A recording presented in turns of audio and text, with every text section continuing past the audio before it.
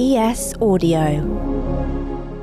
From the Evening Standard in London, I'm Rochelle Travers, and this is The Leader. When I went into that garden just after 6 on the 20th of May, 2020, to thank groups of staff before going back into my office 25 minutes later to continue working, I believed implicitly that this was a work event. It was a party at a time when we weren't allowed to meet outside. Simple as that. My dad's funeral, the vicar told us, I'm really sorry, but it's 20 minutes tops. Boris Johnson said he spent 25 minutes at that party. He got 5 minutes more to socialise and bring his own booze than I did for my dad's funeral. He's finally been forced to admit what everyone knew, that when the whole country was locked down, he was hosting boozy parties in Downing Street. Yes. Is he now going to do the decent thing and resign? Clips there courtesy of BBC Breakfast and PA. It's been a week to forget for the Prime Minister, and the British public are not happy. With allegations of even more government COVID rule breaks still coming out, and the findings of the Sue Gray investigation just around the corner, is there a way out of this for Boris Johnson? David Bond is the Evening Standard's deputy political editor.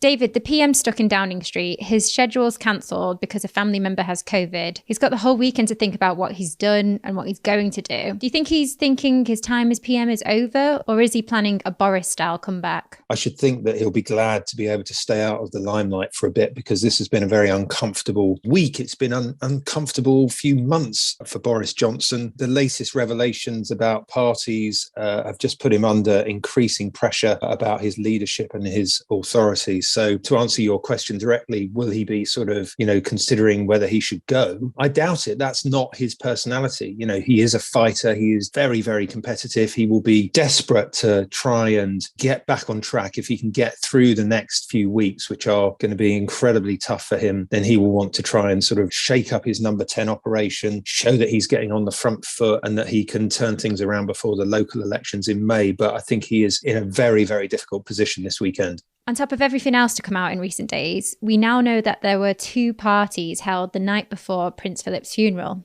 We all saw those photos of the Queen on her own that day, and the country was supposed to be in mourning. Is this the most damaging one of them all? I don't know if it's the most damaging of them. Well, let's backtrack a bit. So this is the latest revelations from the Daily Telegraph this time, who found out about 2 parties that were held on April the 16th, 2021. So all the parties up to this point were in 2020. This is the first time that they've tipped into 2021. And as you say, it was the night before Prince Philip's funeral, but it seems to have mainly involved number 10 staff. There's no suggestion, as far as we know at the moment, that Boris Johnson was present or even aware of it. Although, judging by some of the more colourful accounts, there was booming music coming from the basement. A suitcase of wine was collected from Co-op for those who were attending the party, and even a broken swing in the garden.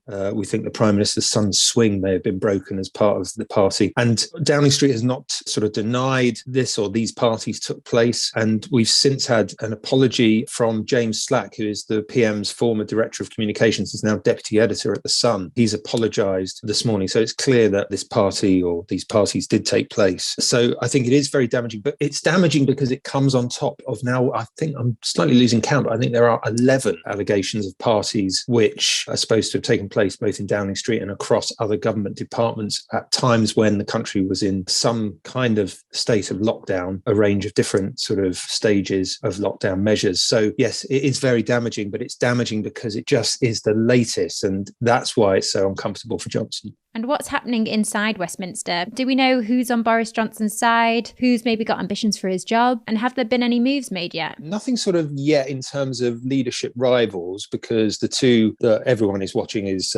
Rishi Sunak, the Chancellor, and the Foreign Secretary, Liz Truss. Liz Truss has just been giving a sort of short broadcast clip following the Brexit talks that she's been holding with EU officials over the last day or so. And she's, made it clear that she is still very supportive of the Prime Minister. Rishi Sunak on the Wednesday, so after Boris Johnson made his apology to MPs in the Commons before Prime Minister's question time, there was this delay before then cabinet members started tweeting their support for Boris Johnson and saying he was right to apologise. Rishi Sunak took until just after 8:10 on Wednesday evening to put out his tweet, conveniently or otherwise. He was in Devon, a long arranged trip down there. So he said he, was busy with that, and that he felt the PM was right to apologise, but that we should all wait for the outcome of the Gray inquiry. So he was accused of sort of lukewarm support. But, it still seems too soon for them to make a move. I think the big question is kind of what now do Tory MPs do? So we now have 5 Conservative MPs who have said that Johnson should go. Andrew Bridgen, the prominent Brexiteer, who of course was a big supporter of Boris Johnson while he was leading the charge on Brexit, he's written in the Telegraph and said on Newsnight last night that he now thinks Boris Johnson should go. What happens here is that to force a leadership challenge, Tory MPs have to write to the chair of the 1922 backbench committee, a sort of shop,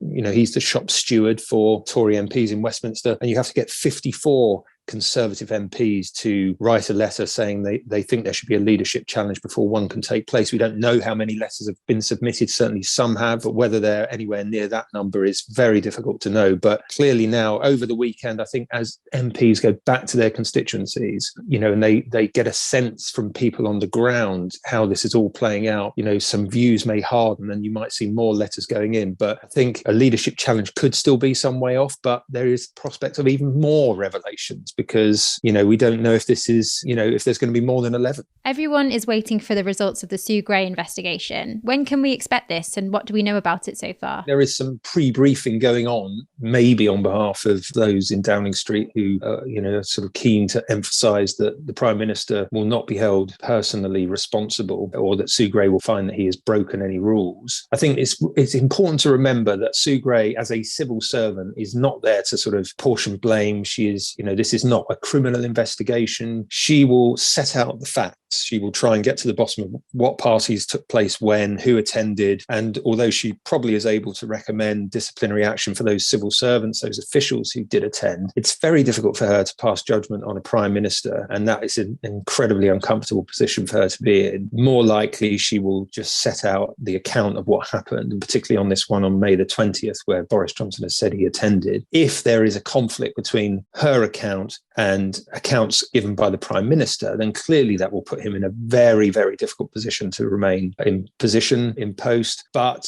there is a prospect, there is a possibility that this will all be not a damp squib, but that it won't go as far as some people are expecting or hoping. And that will then leave the whole situation in limbo for a longer period of time. I mean, I think this is clearly going to run and run. It's not going away. And even after the Gray inquiry, it may still be some months, some weeks until Boris Johnson's position is cleared up one way or the other. Do you think Boris Johnson can survive all this? Well, you never say never with Boris Johnson, because he's come back from so many scrapes. He has so many lives. I think I would be foolish, and any political journalist would be foolish to write him off. But it does look like we are at a tipping point here. And lots of Conservative MPs are saying privately, they're not willing to put their head above the parapet yet, but they are saying privately, look, this is it. It's just a question of when, not if. And the sort of perceived wisdom in Westminster is that everyone will now wait. All the Conservative MPs who are looking at the polls and the fact that Labour have been ahead now for over a month.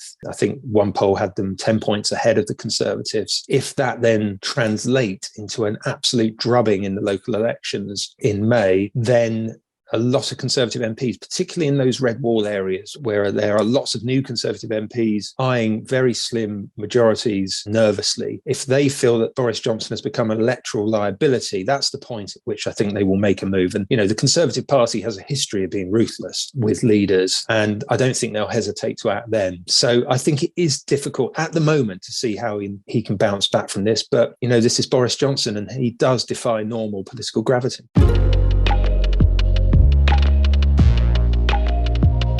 And that's it from The Leader. This podcast is back on Monday at 4 p.m.